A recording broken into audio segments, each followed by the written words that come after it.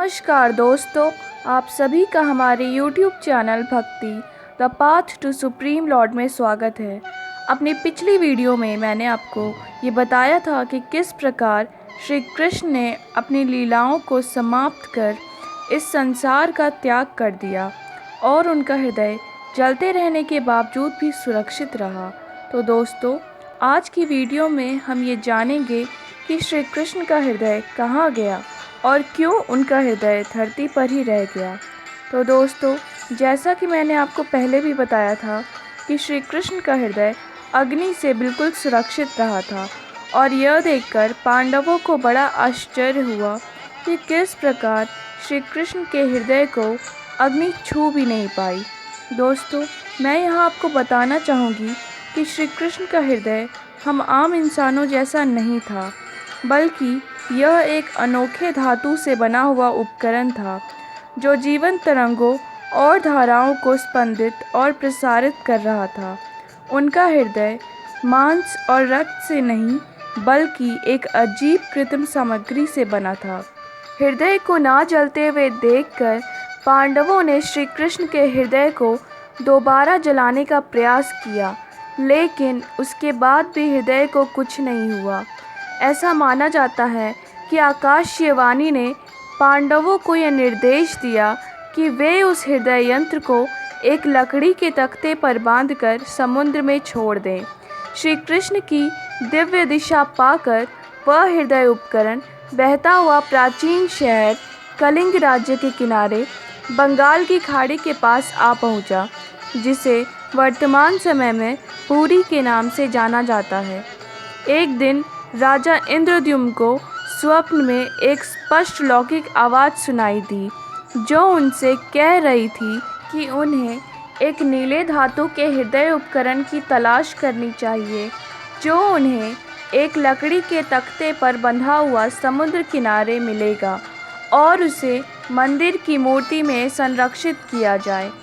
इस बीच वह हृदय उपकरण वहाँ के स्थानीय मछुआरों के हाथ लग गया, जिसे लेकर वे राजा इंद्रद्युम्न के पास गए।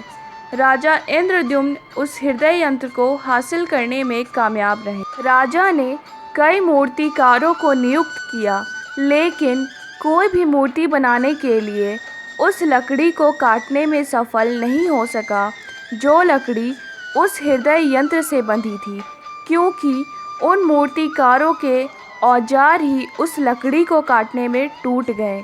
यह देखकर राजा चिंतित हो गए कि वो मंदिर का निर्माण नहीं करवा पाएंगे। जब राजा इंद्रद्युम्न निराश होकर बैठे हुए थे, तब वहाँ मूर्तियों के निर्माण के लिए रचनात्मक शक्ति के महान स्वामी भगवान विश्वकर्मा, जो भारत के सभी महान पवित्र मंदिरों के मुख्य वास्तुकार और मूर्तिकार भी हैं, वहाँ एक बूढ़े कारीगर के वेश में राजा इंद्रद्युम्न के पास आए। हालांकि उन्होंने स्वेच्छा से मूर्ति बनाने का प्रस्ताव रखा, किंतु उन्होंने इसके लिए राजा के सामने एक शर्त रखा।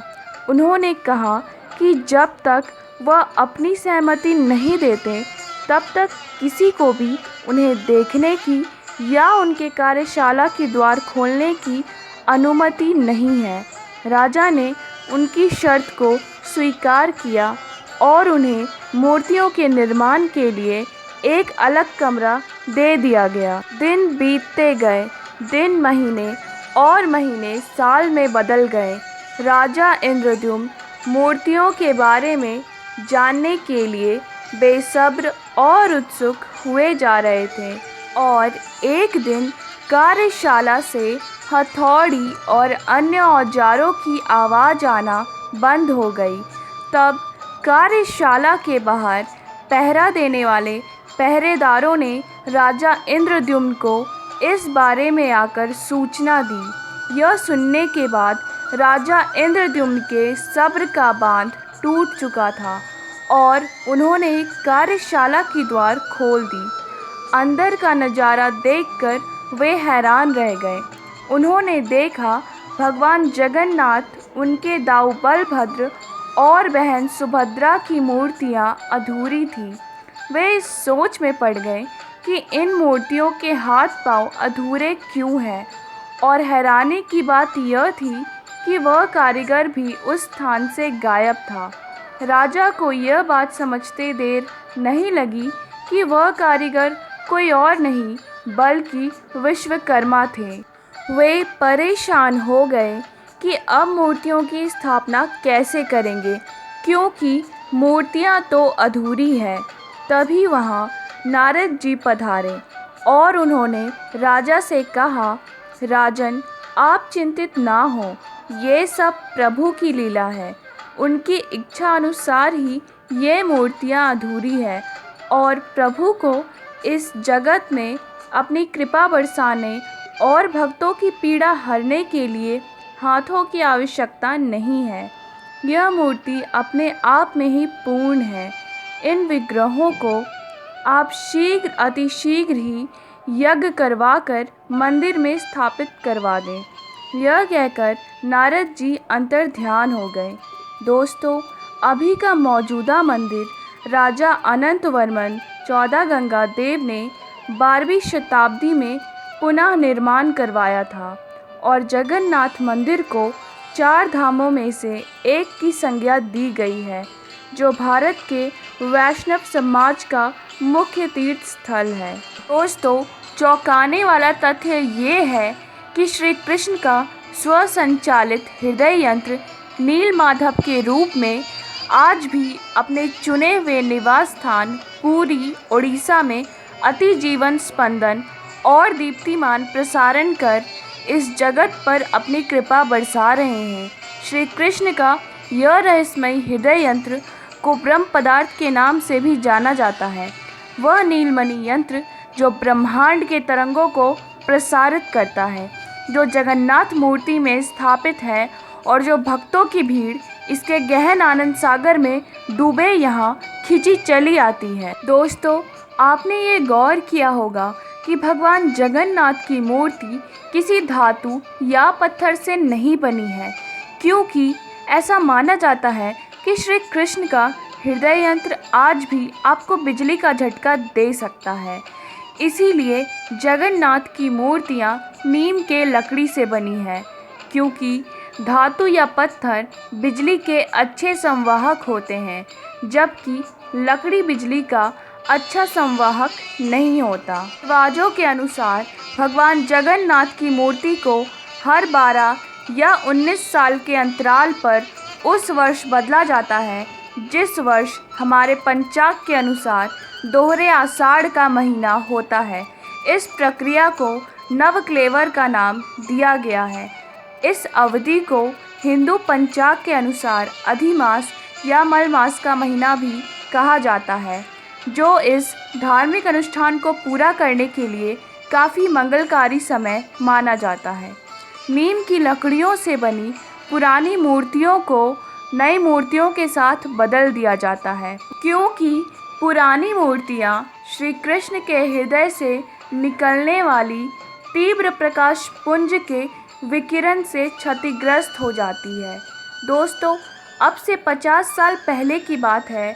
ऐसा कहा जाता है कि एक इंसान ने वाकई में श्री कृष्ण के हृदय यंत्र को देखा था और उसने यह बताया था कि उस हृदय यंत्र से सिल्वरी लिक्विड निकल रहा था, जो मूर्तियों के क्षतिग्रस्त होने का कारण हो सकता है।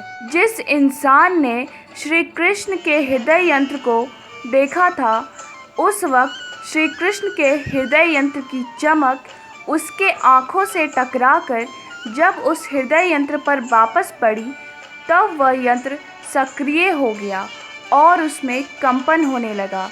इसी कारण से जब भी वहाँ के पुजारी नवक्लेवर की विधि करते हैं, तब उन्हें अपने हाथों में मोटे दस्ताने पहनने होते हैं, ताकि उनके हाथ उस हृदय यंत्र के संपर्क में ना आए, और उन्हें अपने आँखों पर भी पट्टी बांधनी होती है ताकि उनकी नज़र उस हृदय यंत्र पर ना पड़े। और पूरे शहर की बिजली आपूर्ति को भी बंद कर दिया जाता है ताकि प्रकाश का कोई अंश मात्र भी श्री कृष्ण के हृदय यंत्र पर ना पड़े, जिससे कि वह हृदय यंत्र सक्रिय हो जाए। लोगों में ऐसा विश्वास है कि जो भी पुजारी इस विधि को करते हैं वे परमात्मा के शरण में चले जाते हैं और उनकी मृत्यु 1 वर्ष के अंदर ही हो जाती है। कुछ गिने चुने पुजारियों को ही इस विधि के दौरान अंदर रहने की इजाज़त होती है। दोस्तों, लोगों में ऐसी मान्यता है कि यह हृदय यंत्र धरती पर एक अहम कारण और भविष्य में होने वाले एक अहम उद्देश्य के लिए रखा गया है। दोस्तों, हमें पक्का तो नहीं पता कि वो उद्देश्य क्या है जिसके लिए इसे आज तक स्वयं परमात्मा द्वारा संरक्षित रखा गया है। दोस्तों, ये भी हो सकता है कि प्रभु के अगले अवतार में यानी कलयुग में होने वाले कल की अवतार के लिए इसका कोई अहम योगदान हो या फिर कुछ और। दोस्तों, आपको क्या लगता है हमें कमेंट करके बताएं।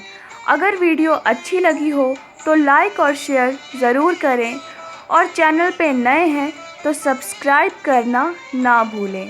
अंत में आप सब से बस इतना ही कहना चाहूँगी कि दोस्तों, किसी की कद्र करना हो तो उसके जीते जी करें, वरना मरने के बाद तो दुश्मन भी मीठे बोल बोल लेते हैं। जीते जी सम्मान दिया नहीं तो मरने के बाद उस सम्मान का कोई महत्व नहीं। जीवन भर किसी को रुलाया है तो मरने के बाद आपके रोने का फ़ायदा नहीं।